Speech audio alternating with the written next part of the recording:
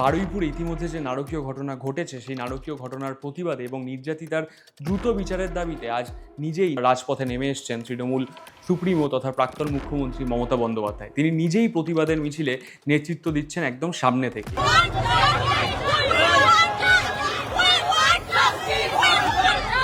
সবচেয়ে চাঞ্চল্যকর মোড়টি এসেছিল গতকাল রাতে। প্রাক্তন মুখ্যমন্ত্রী মমতা বন্দ্যোপাধ্যায়ের কালীঘাটের বাড়ির সামনে হঠাৎ করেই মোতায়েন করা হয়েছে বিপুল পরিমাণ কেন্দ্রীয় বাহিনী, আর্মি এবং রাজ্য পুলিশ। কিন্তু কেন? তৃণমূল শিবিরের সরাসরি অভিযোগ, প্রাক্তন মুখ্যমন্ত্রী যাতে বারুইপুরে গিয়ে নির্যাতিতার পরিবারের পাশে দাঁড়াতে না পারেন এবং এই ঘটনার প্রতিবাদ যাতে জোরদার না করতে পারেন, সেই জন্যই কেন্দ্রীয় এজেন্সির মাধ্যমে বা কেন্দ্রীয় শক্তির অপব্যবহার করে তার বাড়ি কার্যত অবরুদ্ধ করার চেষ্টা হয়েছে। অন্যদিকে শাসক দল বিজেপি এই অভিযোগ সম্পূর্ণ খারিজ করে দিয়েছে। তাদের দাবি, আইন শৃঙ্খলা পরিস্থিতি এবং নিরাপত্তা খতিয়ে দেখতেই এই বাহিনী মোতায়েন করা হয়েছে। এর পেছনে কোনো রাজনৈতিক অভিসন্ধি নেই এবং সেটা থাকতে পারে না। কলকাতার বুকে কোন নারকীয় অন্ধকার আবার ছায়া মেলছে? বারুইপুরে ঘটে যাওয়া এক চরম নৃশংস পাশবিক ধর্ষণের ঘটনা যখন ফুঁসছে গোটা রাজ্য, ঠিক তখনই খোদ কলকাতার রাজপথ সাক্ষী থাকলো এক নজিরবিহীন ও বেনজির হাই ভোল্টেজ ড্রামার। বারুইপুরে এই নারকীয় ঘটনার নেপথ্যে আসল সত্যিটা কি? কেন এই ঘটনাকে কেন্দ্র করে খোদ মমতা বন্দ্যোপাধ্যায়ের বাড়ির সামনে যুদ্ধকালীন তৎপরতা দেখা যাচ্ছে? আর কারা গ্রেপ্তার হলো আর কোন রাজনীতি চলছে এই জঘন্য অপরাধকে কেন্দ্র করে? সম্পূর্ণ পুঙ্খানুপুঙ্খ তথ্য জানতে ভিডিওটি আপনি শেষ পর্যন্ত দেখতে পারেন, কারণ এই ধরনের ভিডিওর দ্বারা আমরা প্রশ্ন তুলতে পারি সরকারের সামনে। কলকাতার উপকণ্ঠ বারুইপুরে ঘটে গেছে এক চরম নারকীয় ধর্ষণের ঘটনা, যা আমরা সবাই জানি, যা সভ্য সমাজকে আরও একবার লজ্জায় মাথা নত করতে বাধ্য করে।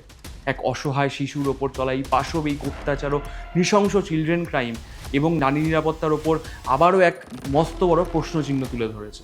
ঘটনার ভয়াবহতা এতই তীব্র যে খবর ছড়াতেই স্থানীয় এলাকা ক্ষোভে ফেটে পড়েছে।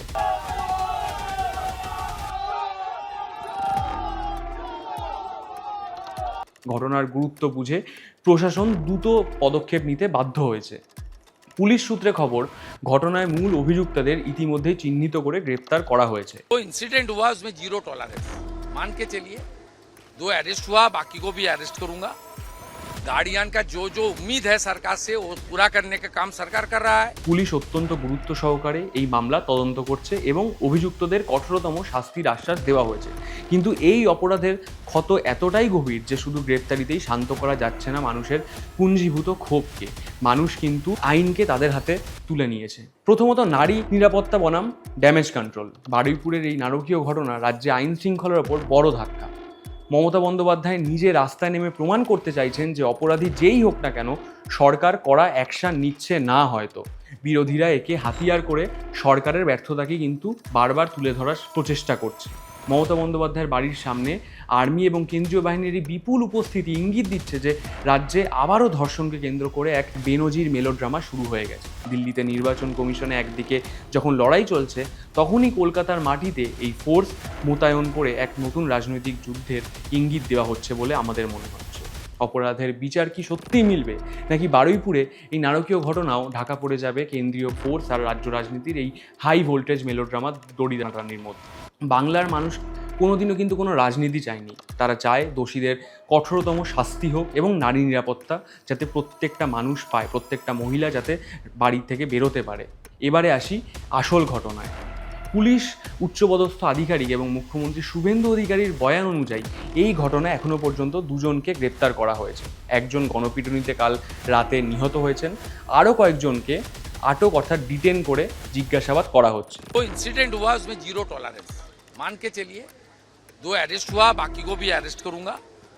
गार्डियन का जो जो उम्मीद है सरकार से वो पूरा करने का काम सरकार कर रहा है। गार्डियन का साथ शायद मेरा काल मुलाकात भी हो जाएगा।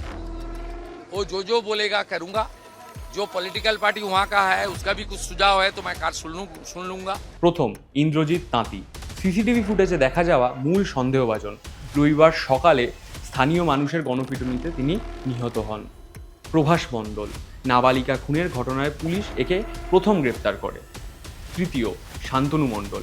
স্থানীয় একজন রাজনৈতিক কর্মী যে শাসক দলের সাথে যুক্ত বলা হচ্ছে, যাকে জিজ্ঞাসাবাদের পর পুলিশ হেফাজতে নিয়েছে। এবং অন্যান্য অভিযুক্তরা অর্থাৎ আনন্দ সর্দার এবং দিবাকর সর্দার, এদেরকেও পুলিশ এই ঘটনার প্রেক্ষিতে জিজ্ঞাসাবাদ এবং আটক প্রক্রিয়ার মধ্যে রেখেছে। আইনি পদক্ষেপ ও বর্তমান পরিস্থিতি কি চলছে। প্রথমত, এসআইটি গঠন হয়েছে। বারুইপুর জেলা পুলিশের অতিরিক্ত পুলিশ সুপার নেতৃত্বে 6 জনের একটি স্পেশাল ইনভেস্টিগেশন টিম অর্থাৎ এসআইটি গঠন করে পুরো ঘটনাটি পুঙ্খানুপুঙ্খভাবে তদন্তের জন্য তৎপর হয়েছে রাজ্য পুলিশ।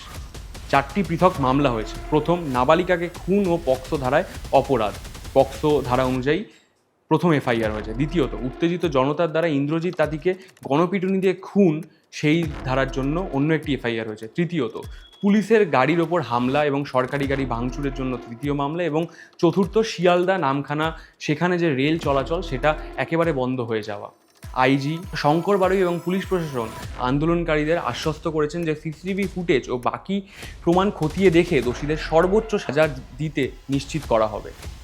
অন্যদিকে বিএনএস এর 163 ধারা অনুযায়ী সমগ্র সূর্যপুর অঞ্চলে এই ধারা বজায় রাখা হয়েছে যাতে 3 জন অথবা 4 জনের বেশি মানুষ এক জায়গায় সম্মিলিত না হতে পারে। কিন্তু স্ক্রিপ্টের বাইরে বেশ কিছু কথা আছে। যখন বিজেপির পরিবর্তন যাত্রা চলছিল তখন খোদ এখনের মুখ্যমন্ত্রী এবং প্রাক্তন বিরোধী দলনেতা শুভেন্দু অধিকারী বারবার বলেছিলেন যে বিজেপি সরকার গঠনের 1 মাসের মধ্যে রাজ্য থেকে ধর্ষক নামক যে জীবাণু আমাদের সমাজে ঘুরে বেড়ায় সেটা নির্মম হবে। সেটা কেন হয়নি? মুখ্যমন্ত্রী শুভেন্দু অধিকারী কতটা তৎপর সেটা কিভাবে আমরা বুঝবো? এখনও কোনো সরকারি বয়ান কিভাবে আসছে না এবং পরবর্তী সময় তারা কি পদক্ষেপ নেবে এবং কেন এমন কিছু ব্যক্তির নাম এই ঘটনাচক্রে উঠে আসছে যারা শাসক দল অথবা শাসক দলের আদর্শভূত কোনো এজেন্সি বা কোনো সংস্থার সাথে যুক্ত, সেই দল কী করে তাদের নাম কী করে সেই দলের সাথে যুক্ত হচ্ছে, তারা কি করে সেই বুথ লেভেলে বা রাজ্য লেভেলের সেই সমস্ত তৎপরতা মেনে সব কার্যপ্রণালী কায়েম করেনি। এই সমস্ত প্রশ্নই কিন্তু আমাদের সামনে এবং আপনাদের সামনে উঠছে। চোখ থাকবে আপনাদেরও।